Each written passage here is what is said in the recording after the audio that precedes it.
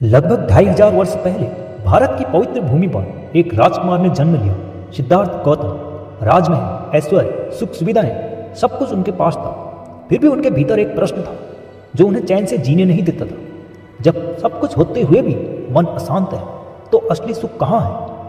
जब सिद्धार्थ ने जीवन के 4 दृश्य देखे, एक वृद्ध, एक रोगी, एक मृत शरीर और एक सन्यासी, तो उनका जीवन हमेशा के लिए बदल गया। उन्होंने त्याग किया, तपस्या की, ध्यान किया और अंततः बोधि वृक्ष के नीचे उन्हें बोध ज्ञान प्राप्त हुआ।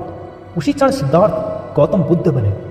बुद्ध ने जीवन के गहरे सत्य बताए जो केवल धर्म नहीं बल्कि जीने की कला है। आइए जानते हैं गौतम बुद्ध के जीवन से जुड़े 5 ऐसे सत्य जिन्हें अपनाकर कोई भी इंसान अपने जीवन को शांत, संतुलित और सार्थक बना सकता है। बुद्ध का पहला सत्य दुख है।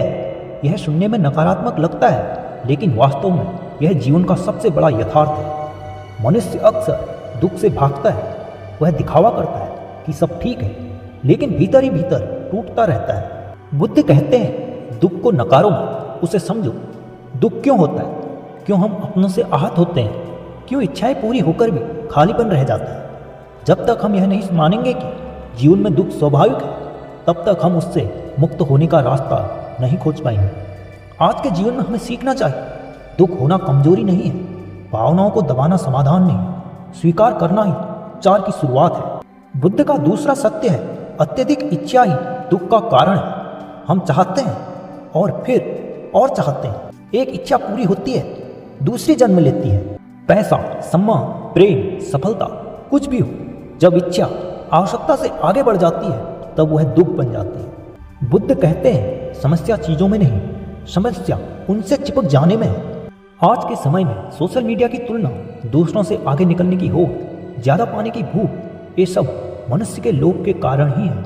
इसीलिए गौतम बुद्ध कहते हैं चाहो लेकिन बंधे मत रहो, रखो लेकिन खोने से डरो मत, पाओ लेकिन अहंकार मत पालो। तीसरा सत्य सबसे आशावादी है दुख का अंत संभव है।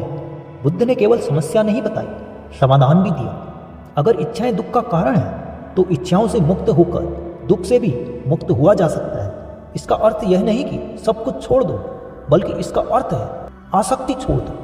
जब आप यह स्वीकार कर लेते हैं कि सब कुछ अस्थायी है, रिश्ते, पैसा, शरीर, पद, तो मन हल्का होने लगता है। आज के समय में जो चला गया उसे जाने दो, जो मिला है उसका सम्मान करो, वर्तमान में जीना सीखो। यही शांति का मार्ग है। बुद्ध ने कठोर तपस्या भी की और राजसी सुख भी देखा। दोनों से उन्होंने एक ही सीख ली, अति हर चीज की बुरी होती है।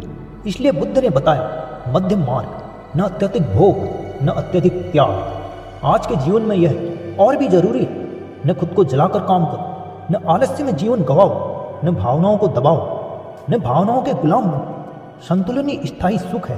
5वें सत्य में गौतम बुद्ध कहते हैं अपना दीपक स्वयं बनो।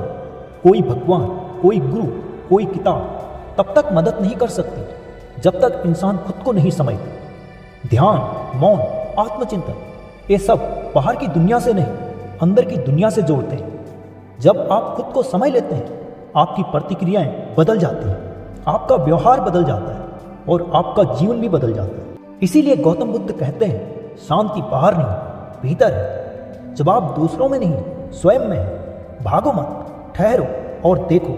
गौतम बुद्ध कोई मूर्ति नहीं है, वे कोई पूजा की वस्तु नहीं है, वे एक जीवित दर्शन है। अगर हम दुख को स्वीकार करें, इच्छाओं को समझें, आसक्ति छोड़ें, संतुलन अपनाएं और स्वयं को जानें तो हमारा जीवन अपने आप बदलने लगता है। आज की भागती दुनिया में बुद्ध का मार्ग सबसे शांत क्रांति है। जो खुद को जीत लेता है वही संसार का सबसे बड़ा विजेता है। धन्यवाद।